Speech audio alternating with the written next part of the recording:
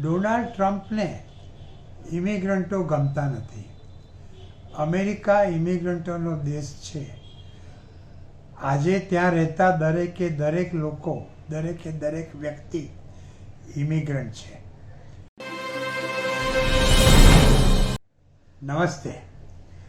ખબર છે ના દર્શક મિત્રો, ડૉક્ટર સુધીર શાહ, એડવોકેટ અને નોટરીના આપને નમસ્તે. દર્શક મિત્રો, સૌ પ્રથમ તમારી માફી માગવાની છે, કારણ કે 10મી જાન્યુઆરીએ જે વક્તવ્ય આપવાનું હતું એ આજે હું તમને 13મી જાન્યુઆરીએ કહી રહ્યો છું. થોડાક કારણોસર હું આ મહિનાની 10મી તારીખે મારું વક્તવ્ય આપી શક્યો નહોતો, તો એ બદલ જરા માફ કરજો. હવે મૂળ વાત પર આવીએ. 20મી જાન્યુઆરી 2015ના દિવસે ડોનાલ્ડ ટ્રમ્પ, જેઓ એકવાર અમેરિકાના પ્રેસિડેન્ટ રહી ચૂક્યા છે, તેઓ બીજી વાર અમેરિકાનું પ્રેસિડેન્ટ પદ ધારણ કરશે. અને એ વાત તો કોઈથી છાની નથી. આખી દુનિયાને ખબર છે કે અંકલ ડોન એટલે કે uncle Donald doesn't want you.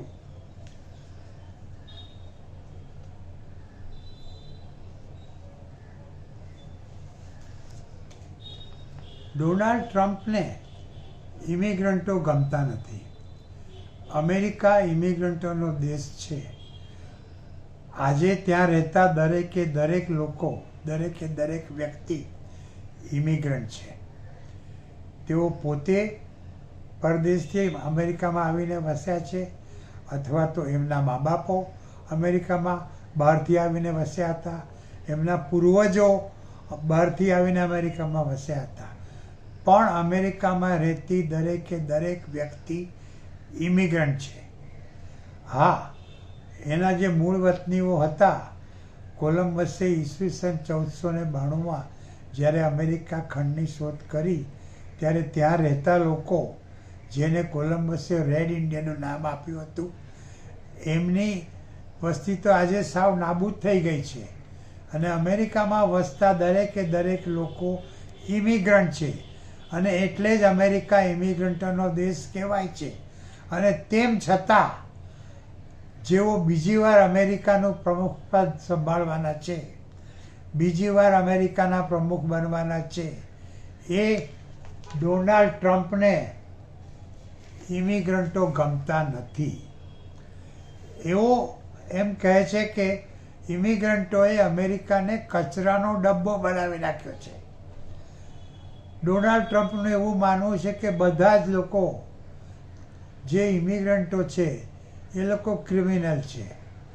Donald ટ્રમ્પનું એવું માનવું છે કે ઇમિગ્રન્ટો અમેરિકાના લોકોનો, અમેરિકાની વ્યક્તિઓનો નોકરીઓ છીનવી લે છે.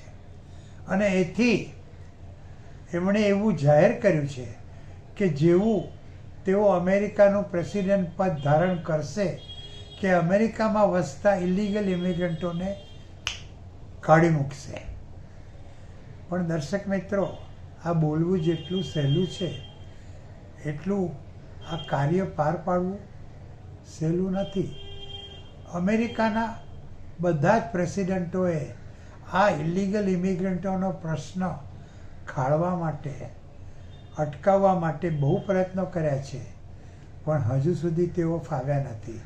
અને એટલે જ તો અનેક પ્રેસિડેન્ટોએ આ ઇલીગલ ઇમિગ્રન્ટોને કાઢી મૂકવાને બદલે એમનેસ્ટી જાહેર કરીને એમને માફી આપી છે અને એમને અમેરિકામાં કાયદેસર રહેવાની છૂટ આપી છે. ડોનાલ્ડ ટ્રમ્પ એમનેસ્ટી જાહેર કરે એવું લાગતું નથી. એ જરૂરથી ઇમિગ્રન્ટોને, અને એમાં પણ ખાસ કરીને ઇલીગલ ઇમિગ્રન્ટોને અમેરિકા બહાર મોકલી દેવાના પ્રયત્નો કરશે. પ્રયત્નો નહીં કરે, જરૂરથી મોકલી આપશે. સૌથી પ્રથમ તો જે લોકો ગુનાસર પકડાયા છે અને જેલમાં છે, એવા ઇલીગલ ઇમિગ્રન્ટોને તેઓ અમેરિકા બહાર મોકલી આપશે. અને પછી બીજા બધા ઇલીગલ ઇમિગ્રન્ટોને વારાફરતી તેઓ બહાર મોકલી આપશે. કેમ મોકલવા એના નવા રસ્તાઓ ખોજશે. અને બહારથી આવતા ઇલીગલ ઇમિગ્રન્ટોને ખાળવાના પણ પ્રયત્નો કરશે. ઇમિગ્રન્ટ ઓફિસરોને તેઓ ખૂબ સસ્તા આપશે, ઝીરો ટોલરન્સ અપનાવવાનું કહેશે, આવું જાત જાતનું કરશે. અને આવા ડોનાલ્ડ ટ્રમ્પ આવું કરશે એવા વિચારોથી આખી દુનિયામાં ખળભળાટ મચી ગયો છે. જેઓ અમેરિકન સ્વપ્ન સેવે છે એમને હવે બીક લાગવા માંડી છે. પણ દર્શક મિત્રો, તમારે જો અમેરિકામાં જવું હોય, કાયદેસર જવું હોય, ત્યાં કાયદેસર રહેવું હોય તો ગભરાવાની જરૂર નથી.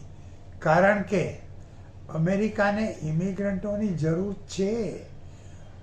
એમના પ્રેસિડેન્ટ ડોનાલ્ડ ટ્રમ્પ ભલે ગમે તેવું વિચારતા હોય, પણ આજે સિલિકોન વેલી જે આટલી બધી ફૂલી ફાલી છે અને કોમ્પ્યુટરના ઉદ્યોગમાં એમણે વિશ્વમાં પ્રથમ સ્થાન મેળવ્યું છે, એ ઇમિગ્રન્ટોને આભારી, ભારતીયોને આભારી છે. ભારતીય કોમ્પ્યુટર પ્રોફેશનલોના થકથી જ સિલિકોન વેલી આજે ધબધબે છે. અમેરિકાની કોલેજોમાં પ્રોફેસરો, સ્કૂલમાં ટીચરો, હોસ્પિટલમાં ડૉક્ટરો, નર્સો, આ બધા ઇમિગ્રન્ટો જ છે. અમેરિકાના ખેતરોમાં જે મજૂરો કામ કરે છે એમાંના 75% ઇમિગ્રન્ટો છે. જે નાનું મજૂરીનું કામ કરવાવાળા અમેરિકામાં ઉપલબ્ધ જ નથી અને એને માટે ઇમિગ્રન્ટોની જરૂર પડે છે. આથી જો તમે અમેરિકામાં કાયદેસર જવાનું વિચારતા હો, જો તમે અમેરિકામાં કાયદેસર રહેતા હો તો તમારે ગભરાવાની જરૂર નથી. 20મી તારીખે તેઓ અમેરિકાનું ઇમિગ્રેશન, અમેરિકાનું પ્રેસિડેન્ટનું પદ સંભાળશે અને ત્યારબાદ તેઓ શું કરશે એ હું તમને 20મી પછીના 1 ફેબ્રુઆરીના અથવા તો 30મી જાન્યુઆરીના મારા વક્તવ્યમાં એની જાણ કરીશ. પણ ત્યાં સુધી મારે તમને એક સલાહ આપવી છે. અમેરિકા જવું હોય તો જરૂરથી જાઓ. એ ખૂબ જ સારો દેશ છે, વિશ્વનો સૌથી આગળ પડતો દેશ છે. પણ ત્યાં ઇલીગલી જવાનું વિચારતા નહીં. અને આ બાબતમાં તમારે વધુ જાણકારી જોઈતી હોય તો મારો મોબાઈલ નંબર છે 9820419469 અને ઈમેલ એડ્રેસ છે sudhirshah1940@gmail.com. નમસ્તે.